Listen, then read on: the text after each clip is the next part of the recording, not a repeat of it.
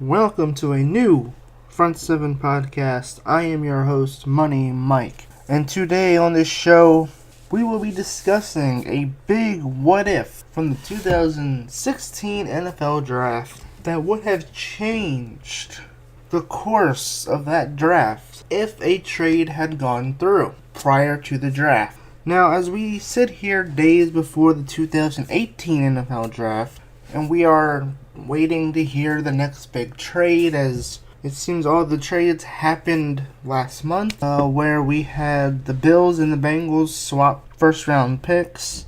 The Bills are now sitting at 12. The Bengals are sitting at 21. The Jets and the Colts swapped. The Jets now pick third. The Colts now are picking 6. And now we are waiting to see what the next big trade is going to be in terms of, will the Bills move up from 12 to 4, 12 to 2 with the Giants?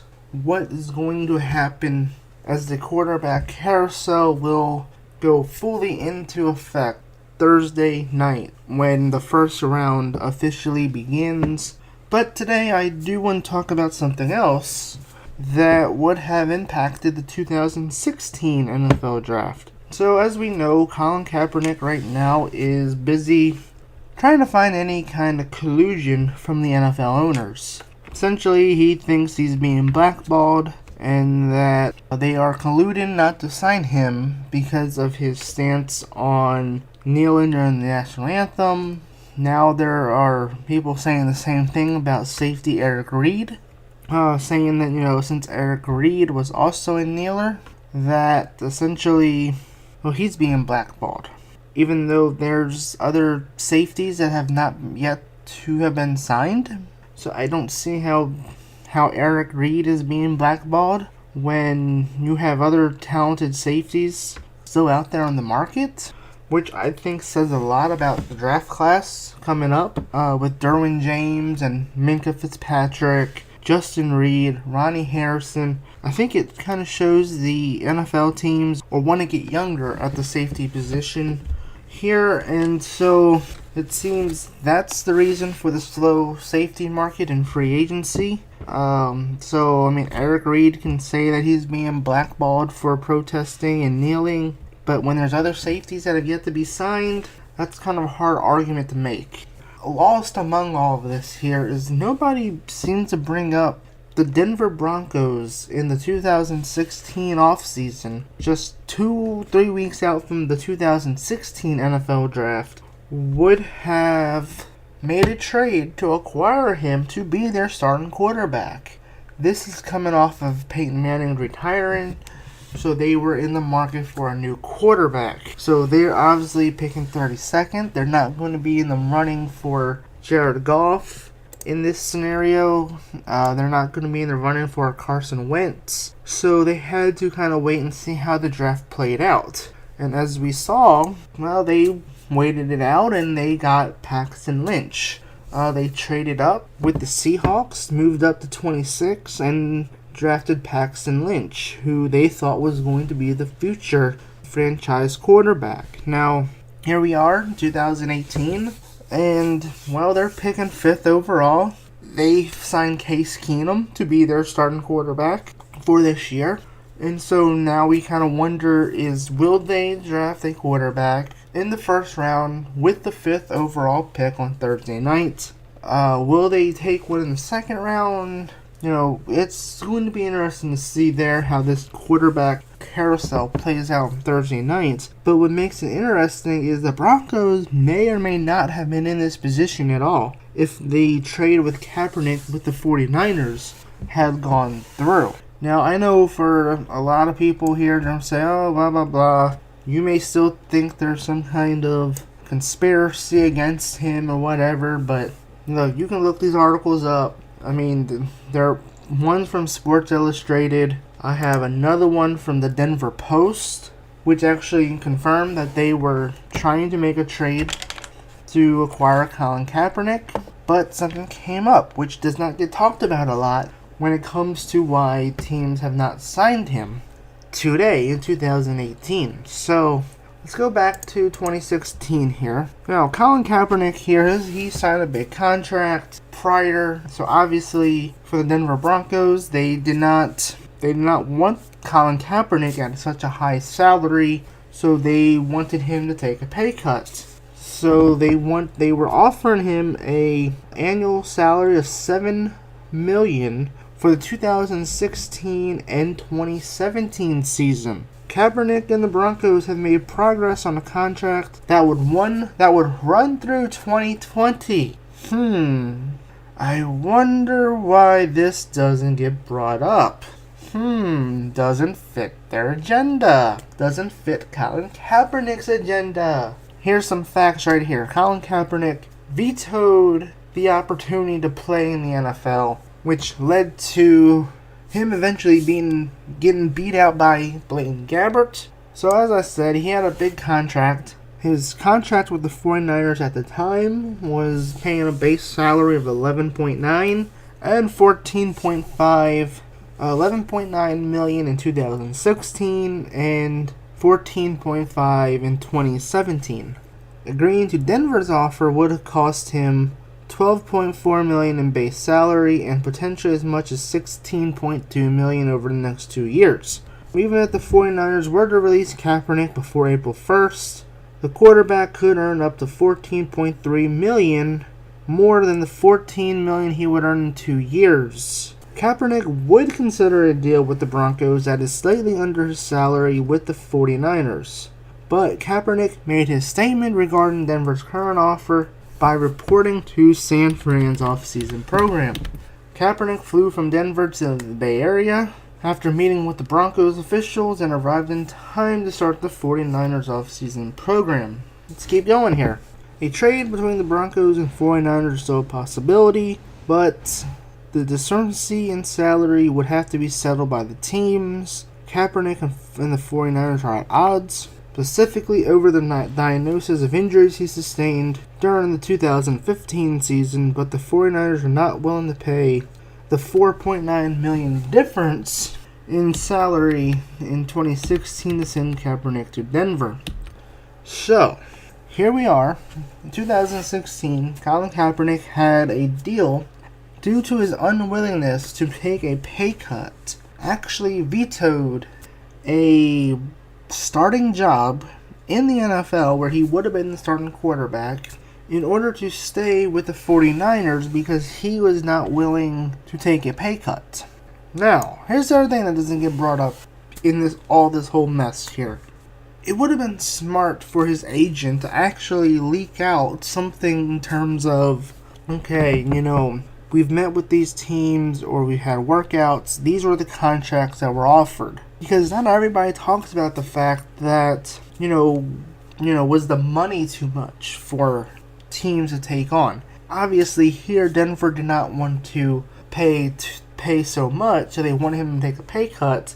And yet, it seems to me there that nobody seems to talk about the money situation here. I don't understand it. I mean, if Seattle was willing to bring him in for a workout, that means they probably would have been willing to give him a contract. The Ravens were ready to bring him in to be Joe Flacco's backup. And then, essentially, his girlfriend went and said some things, and then pretty much cost him a job as the backup in Baltimore. It's amazing to me. None of this is being brought up at all. It's just, hey, they're blackballing him. Let's just forget the fact that Kaepernick nixed a trade to the Broncos because he refused to take a pay cut. Is Elway going to be questioned here in the collusion case? I guess not, because Elway would pretty much shut down any collusion case just by saying that, hey, we worked out a trade with the 49ers, and essentially he refused to take a pay cut, and so we backed out of the trade, thus ending any collusion whatsoever. Now, as we go back and we talk about this a bit and how it impacted the 2016 draft, if they would have worked or agreed to something in terms of any contract whatsoever, Kaepernick would have been the starter in Denver, meaning Denver probably does not go out and draft Paxton Lynch. They do not move up to take Paxton Lynch. Now maybe they stay back. They stay back at 31. Because remember, the Pats had lost their first round pick due to Deflategate. So the first round in 2016 only had 31 picks. So they would have sat back at 31. Maybe they would have took a Jalen Smith, a Miles Jack, maybe a Vernon Butler, somebody else at another position of need of the Broncos that would have actually served them well, and they would not have been in this situation that they are in 2018 due to having Colin Kaepernick as the starting quarterback. Now, who's to say Kaepernick doesn't bust in Denver and that they're still in this position in 2018, but Colin Kaepernick nixed a starting job in the NFL that would have most likely seen him still playing today. But then again, if the trade had gone through, if Kaepernick would have been a Bronco, I think the big thing here, and you look at the timeline, this started in the preseason of the 2016 season. So it started in August before the regular season started. So if he had become a Bronco in this trade, I wonder how Elway would have felt after acquiring him, making him the starting quarterback, and he started kneeling during the preseason games like he did. Would Elway's stance have changed to what it is today? Because it seems to me, if the Broncos were interested in him before the kneeling, that they would at least bring him in, considering the quarterback situation was abysmal in 2017. So you would think, since a year prior, in 2016, they were interested in him, you would think maybe they would bring him in. So maybe there's something to it after all. Would Elway and the Broncos have taken lightly to him kneeling in the preseason and during the 2016 season?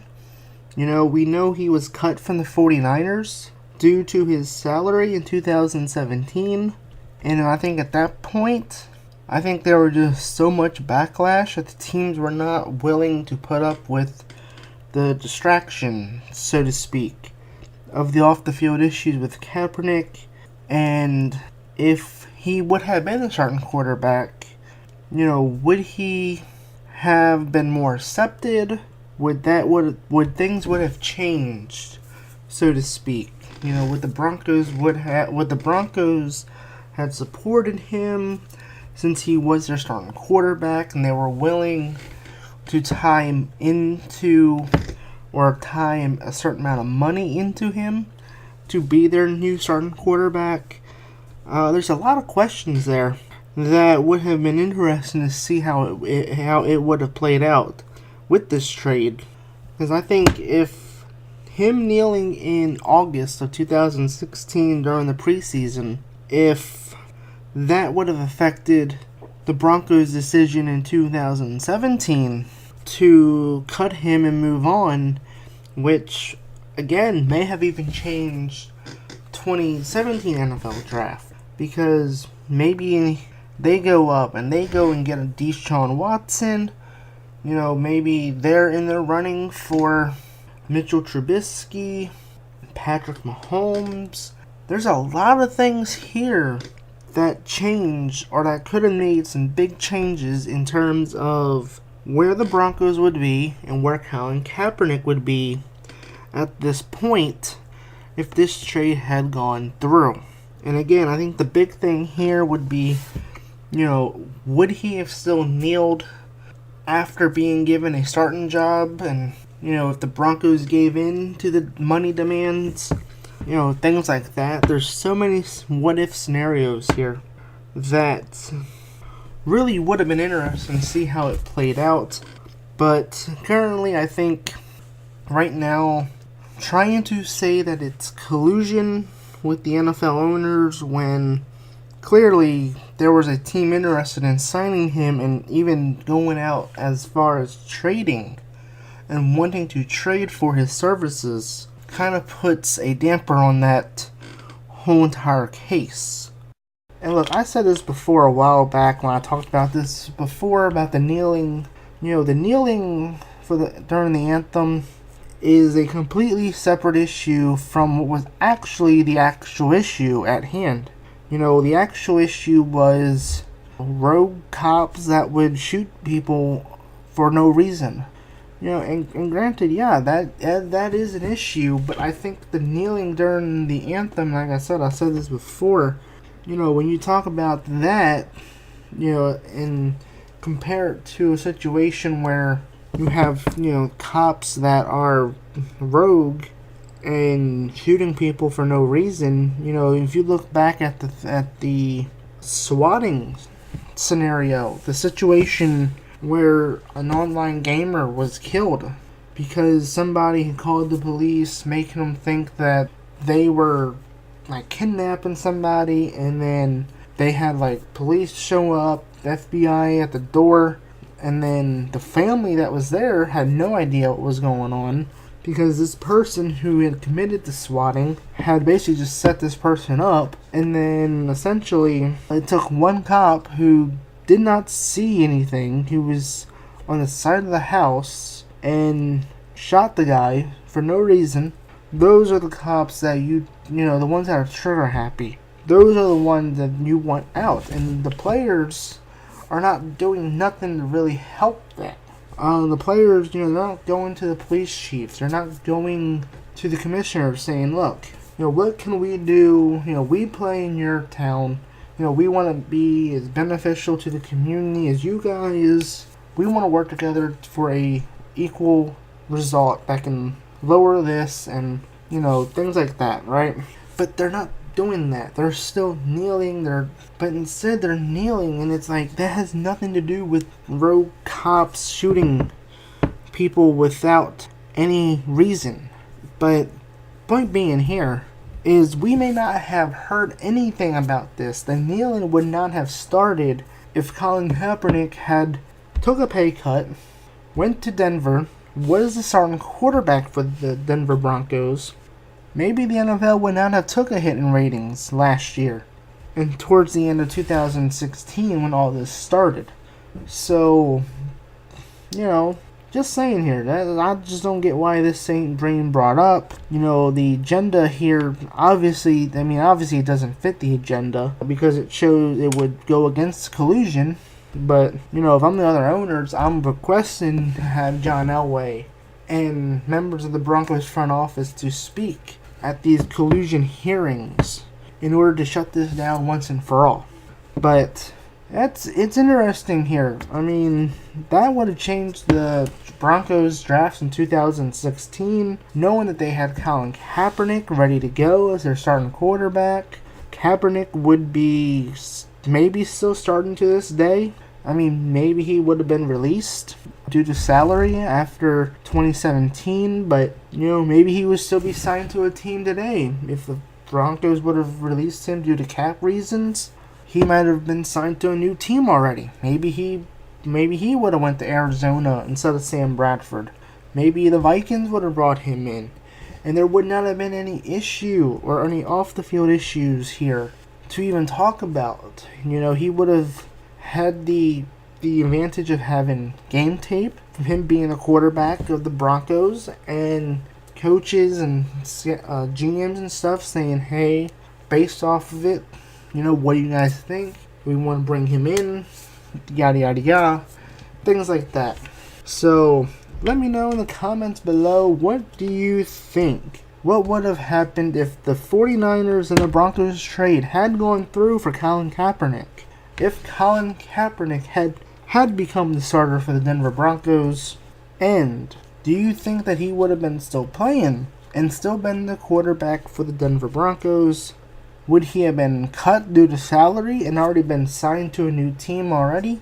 As we are preparing for the 2018 NFL Draft, I've been your host, Money Mike. I'll be here all week leading up to Thursday as we get ready for the newest rookies coming into the NFL, Sam Darnold, Josh Rosen, Baker Mayfield, who will be the ones to lead their teams to success in 2018, and will some of these teams finally find their franchise quarterback? For the Browns' sake, they hope they will. Jets have not had one since Joe Namath, so they are hoping that one of those quarterbacks will be the guy after so many years of looking for one. The Browns have been looking for one for almost 20 years. They are hoping it finally ends here, whether it's Josh Allen, Rosen, or Baker Mayfield, or Sam Darnold. We will see what happens there. I've been your host, Money Mike, and I'll see you all later on, as I will be discussing the draft all week right here on this channel.